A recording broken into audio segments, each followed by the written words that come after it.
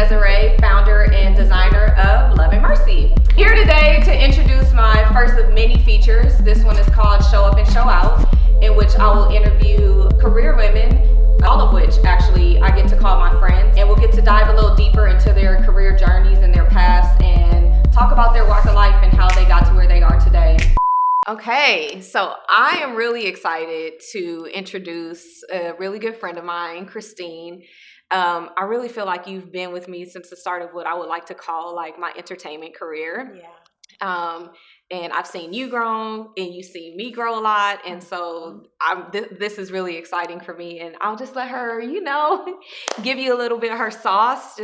Yes. No, it's so good to be here. I'm so proud of you. I'm going to say that at least 8 times today. Okay. Because I have seen you grow and I've seen this woman just hustle and grind and just pull from every possible place from her heart, from her soul, blood, sweat, and tears. And I can be more proud of you. But thank you. So it's an honor to be here. Thank you. All right. So give us your background. Where are you at now? So I am currently the Chief Operating Officer for the Academy of Motion Pictures Arts and Sciences. AKA the Oscars. I think we should run that back. Run it back and tell them one more time. A little show you Hair may flip. know. A little show you may know of named the Oscars. No, but the Academy of Motion Pictures Arts and Sciences, it's crazy because there's so much more than just the show. We have a full-on film library. We have a full archive where we preserve the actual film that filmmakers from before have had, from movie posters, just on and on and on. So we have all of that. We have internship programs.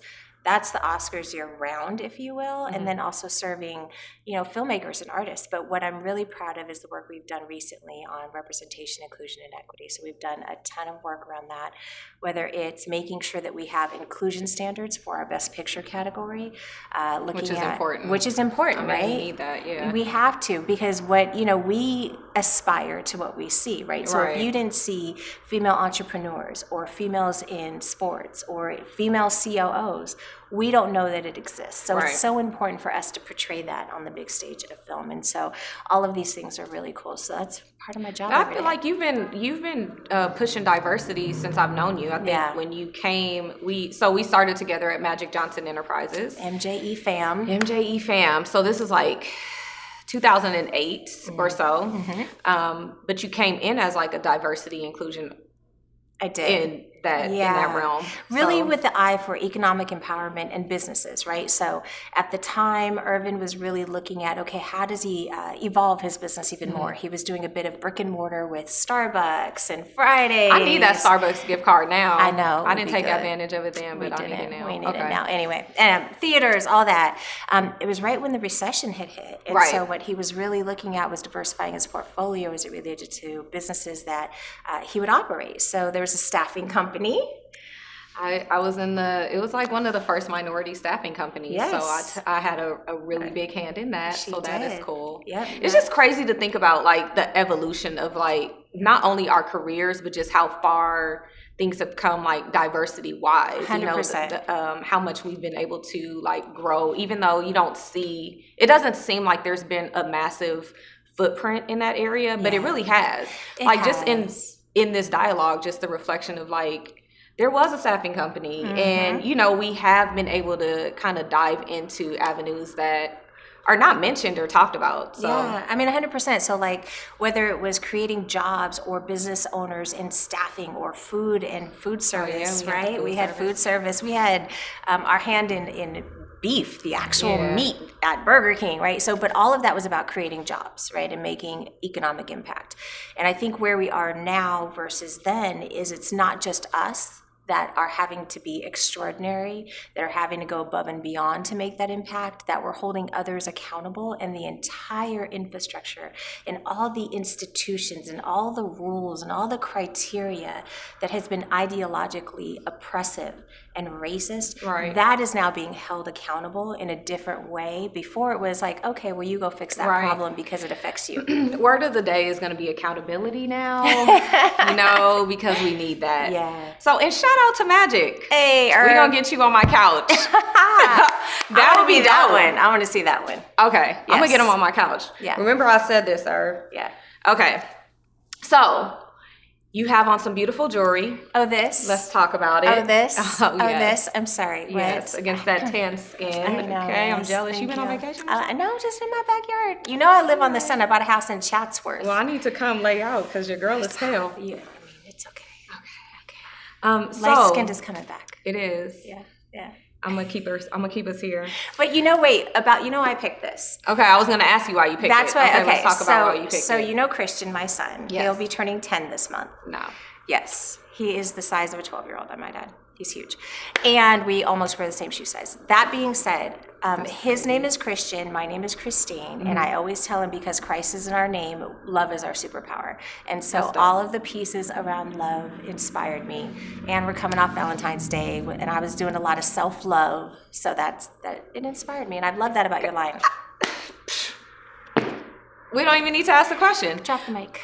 That was a mic drop. So yeah, perfect. Yeah. All right, so now we were talking about, career paths and coming off of love and mercy. Yes. How is it that you, especially in your role and your capacity, how do you show up and show out every day? It's a good question. How do you do that? I don't know that I could say it's the same every day, right? It depends on the task at hand and what I have to do. And I've always talked about know your effect on a room, right? And so it's important to know what is it that I am trying to push forward. Okay. But most importantly, who am I trying to convince?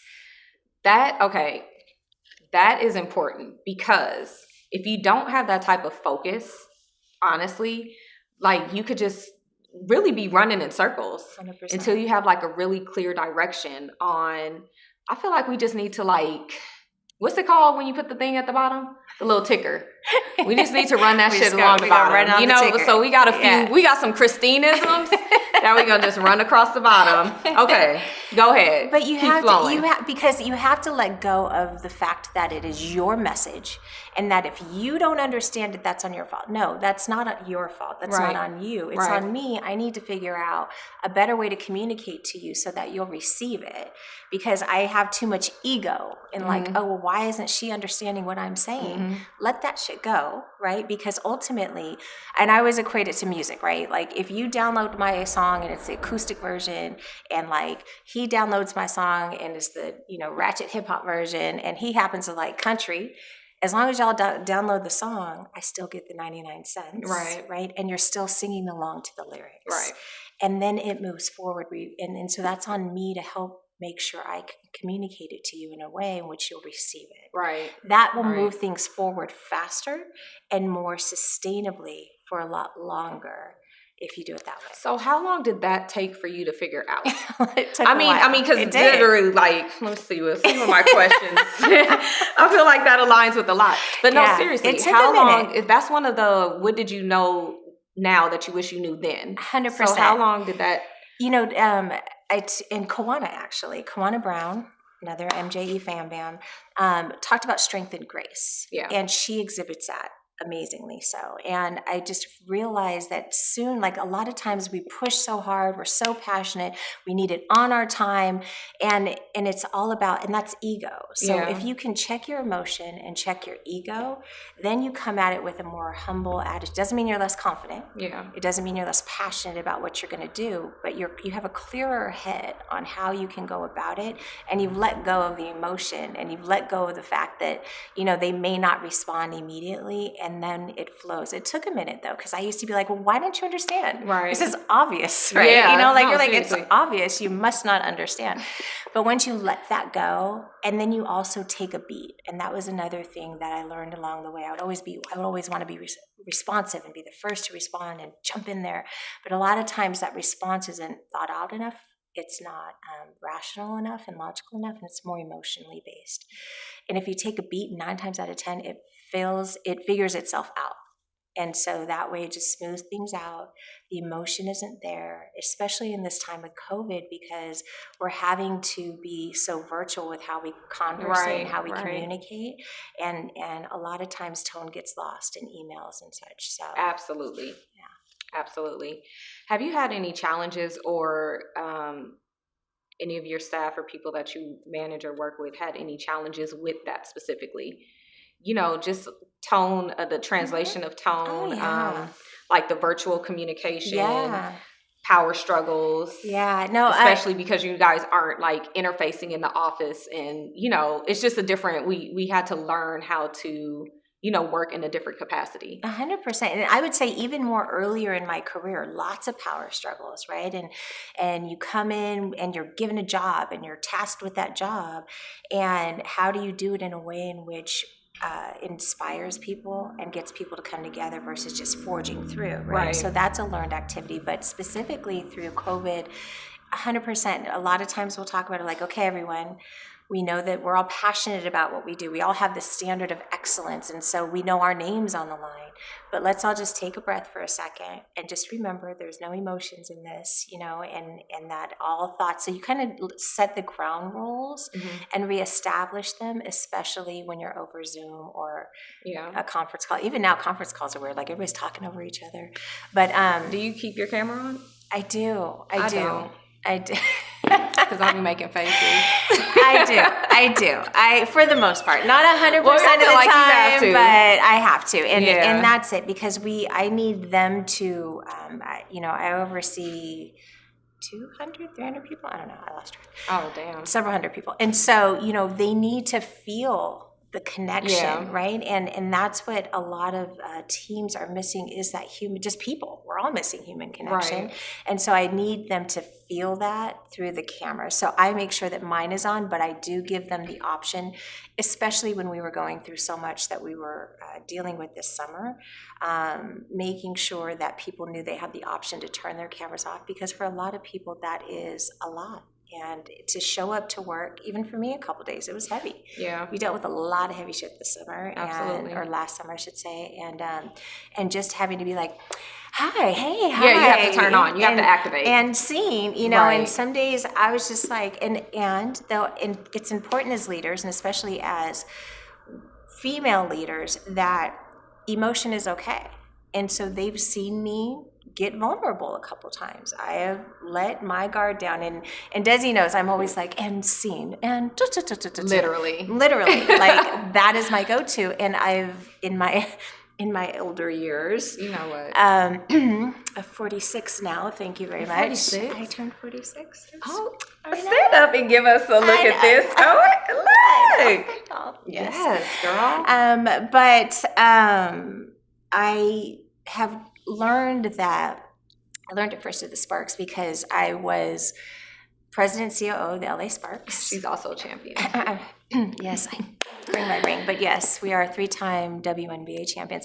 In fact, before the Lakers and the Dodgers won, we were the last LA team to win a championship. Yes. Anyway, we digress. And so when I was there, I would often bring Christian to the games. Right. And so I'm there parenting in front of 10,000 of my closest friends, right? And it was tough because I felt like ashamed of it. I was like, oh no, I don't have care. People are going to judge me.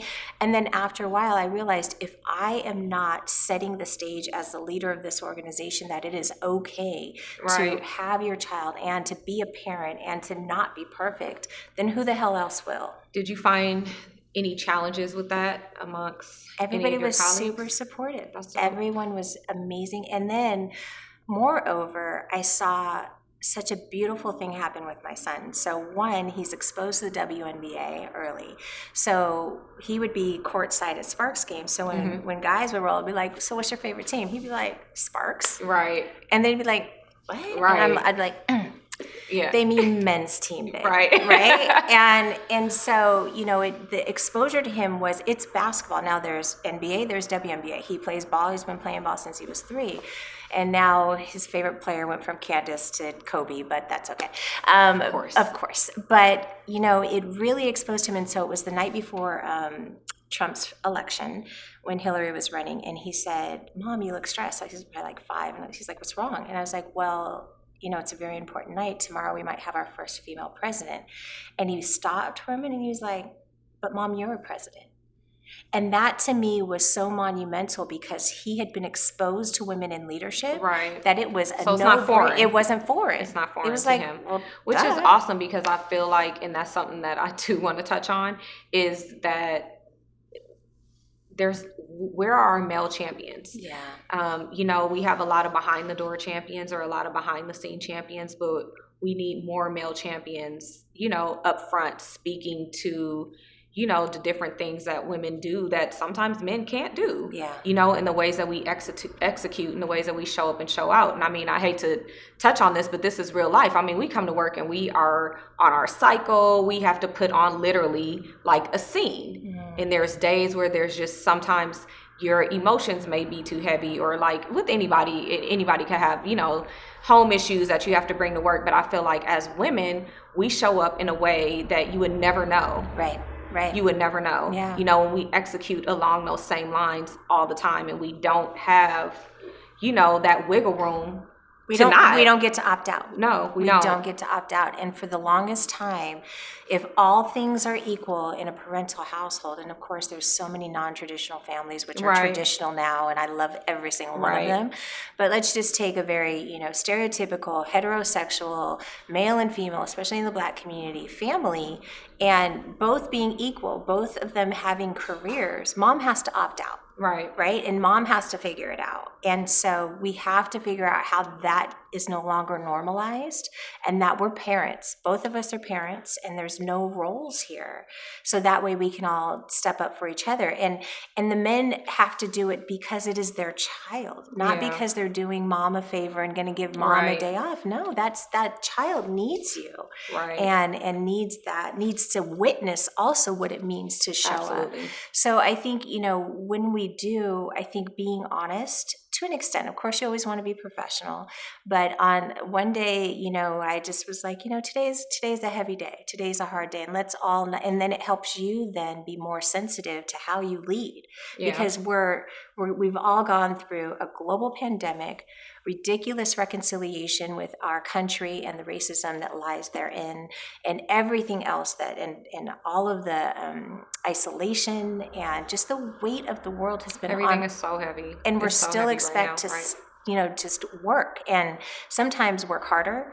We've worked 10 times harder than we did when we were in the office. We had a lot more to do. I actually feel the same. I mean, it's just been, you would think like, oh, we're working from home. First of all, working from home is not as easy as it may seem. And shout out to people who are like, do that regularly. They're like, yeah, welcome. Definitely like stay at home moms. Like I have a newfound respect. Not that I never not respected that, but even my kids are much older, and being home with them all the time is like, y'all don't have nowhere to go. It's a lot. You don't need gas or just like to go outside real quick. Like we just need a break from each other. Yes. But with that, like, have you found being such a boss, like, does that present any challenges in any of your relationships and or friendships? It's you always say that, such a boss, and I'm just like, I don't know. It's just no, you are such a boss. I feel like we need to, you know,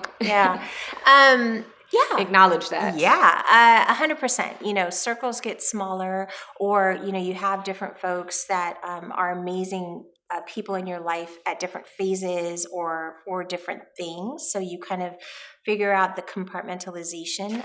It's tough. No one really understands, you know, the true weight, you know, and people are like, so tell me about the show. And you're like, I can't tell you shit. Right. And so that part's tough. I think the visibility of it for me was a bit intimidating. Mm-hmm. I'm good. I'm a strong person behind the scenes. It's great. The public visibility has been a bit much for me. But nonetheless, I take it on as a responsibility because, you know, there's someone out there who, like me, didn't know my job existed or your job existed.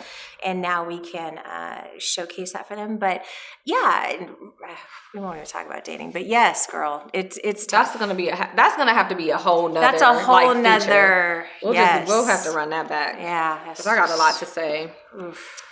They think they know, but they have no idea. Clue. Let's just say that it looks good on paper. It really does. It looks good on paper, and it's a challenge because the world, especially if you're doing, you know, like for like, if you're, you know, trying to match energy or match ambition or match heart or match drive without the ego.